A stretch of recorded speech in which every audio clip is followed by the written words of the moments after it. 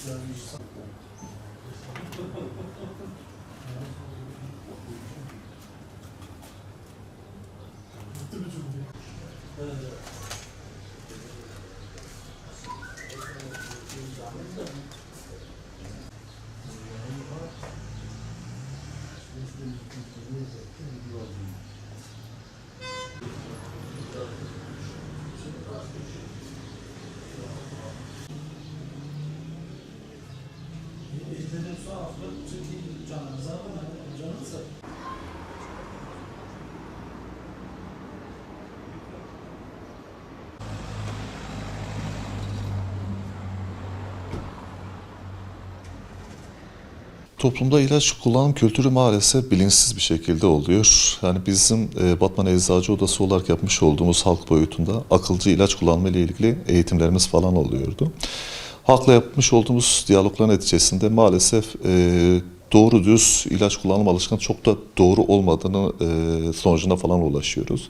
Yani bilinçsiz bir şekilde ilaç kullanıyor maalesef. Bu noktada kesinlikle halk boyutunda eğitimler falan olması lazım. Atıyorum bir ilacın tok karnına alınması, aç karnına alınmasının ne demek olduğunu maalesef hastalarımız bilmiyor. Tok karnına alınma olayı yemekten hemen sonra alınan ilaç değildir. Yemekten yarım saat, 45 dakika, 1 saat sonra alınan ilaçtır. Aç karnına alınma olayı yemekten, kahvaltı yapmadan ve yemek yemeden hemen önce alınan ilaç değildir. Yarım saat önce alınan ilaç aç karnıdır. Bunu bizim halkımıza daha ayrıntı bir şekilde eğitimler vererek öğretmemiz lazım.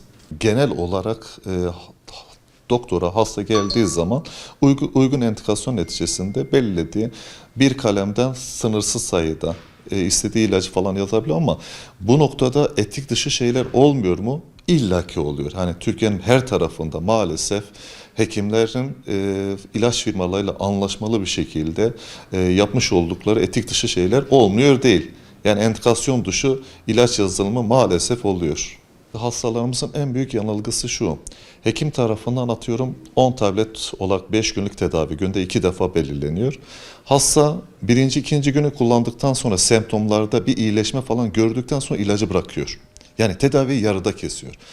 Orada bakteriyel ve virütik şeyler bitmeden, tedavi bittiğinden dolayı, kestiğinden dolayı, yarım kestiğinden dolayı maalesef yarın öbür gün tekrardan bu nükse edebiliyor. Tekrar ortaya çıkartabiliyor.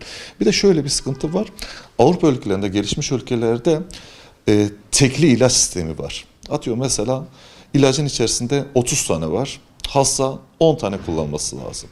Ama Türkiye'deki kutuların, belli başlı ilaç firmalarının kutuları maalesef 30'ar, 50'ler, 90, 100, 100'ü bulan işte tabletler falan var. Bu formlar falan var.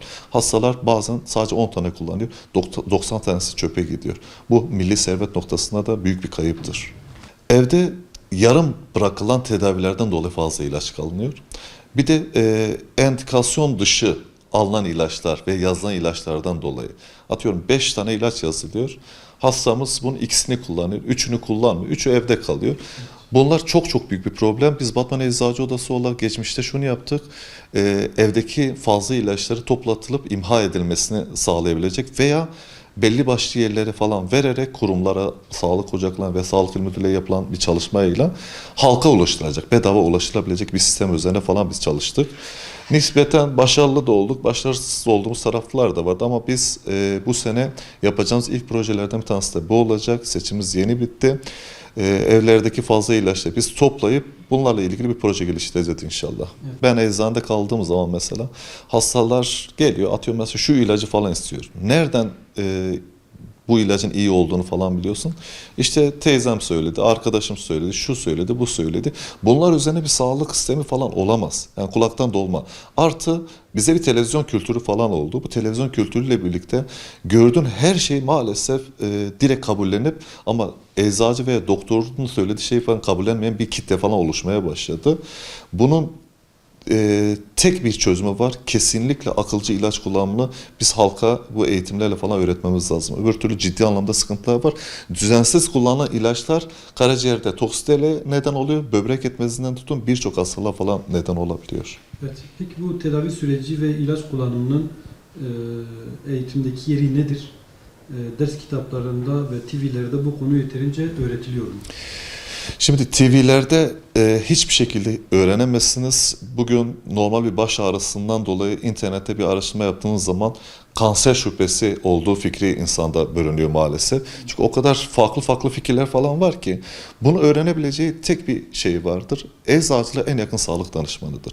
Halkımız bu noktada TV'den, internetten, Google'dan, şuradan buradan araştırma yapacağına en yakın eczaneye gelip eczacıdan o noktada her türlü bilgisini falan alabiliyor.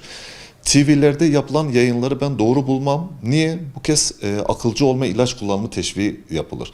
Amerika'da bu olay var. Mesela ilaçlar reklam serbesttir. Orada bir ağrı kesicinin reklamı yapılıyor. Markete gider gibi alıyorsun sepetini. Şuradan bir ağrı kesici alayım, bundan bunu alayım. Yaparak bu kez bünyedeki bütün organları yok edebiliyoruz. Yani teşhisi koyan kesinlikle kim olmalı? Televizyon programındaki bir doktor ve bir sunucu falan olmaması lazım. Google hiç olmaması lazım. Google insanı kansere kadar götürüyor.